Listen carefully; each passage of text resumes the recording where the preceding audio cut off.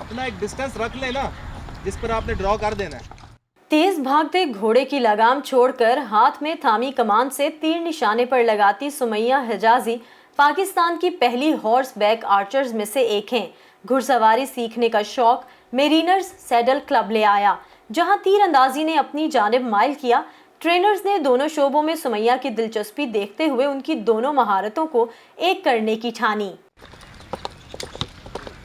जब हम खड़े होकर ग्राउंड पे आर्चरी करते हैं तो भी इतना मुश्किल होता है, तो जब हम हॉर्स पे कर रहे होते हैं तब तो बिल्कुल ही मतलब काफ़ी हमें अपनी बॉडी की मूवमेंट को कंट्रोल करते हुए स्ट्रेच करनी है, वो एरो देख के रखना है, सारा कुछ करना पड़ता है। काफ़ी चीज़ें विद इन सेकेंड्स हमें मैनेज करनी पड़ती हैं।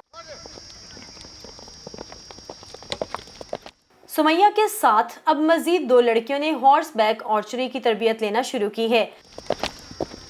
Ali Fawad 3 horse riding clubs चला रहे हैं। लड़कियों के शौक और जज्बे को देखते हुए उन्होंने Pakistan horse back archery association को बाकायदा रजिस्टर कराने का फैसला किया। सुमैया आपको जो अब नज़र आ रही है, ये 3 साल की मेहनत है।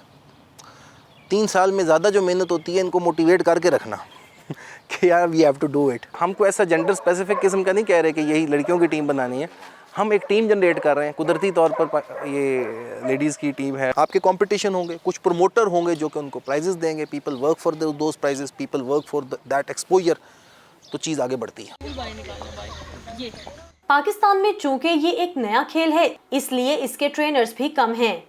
आर्चरी को अगर हम देख लें तो पिछले 5 साल में नहीं थी, इतना नाम नहीं था, लेकिन अब हर जगह पे क्लब है। इस पे काम किया जाए हॉर्सबैक पे, तो इंशाल्लाह इन नेक्स्ट 2-3 इयर्स हम लोग देखते हैं कि बहुत अच्छा इसकी भी प्रमोशन होगी और इसके भी बहुत से क्लब्स और इवेंट्स होंगे।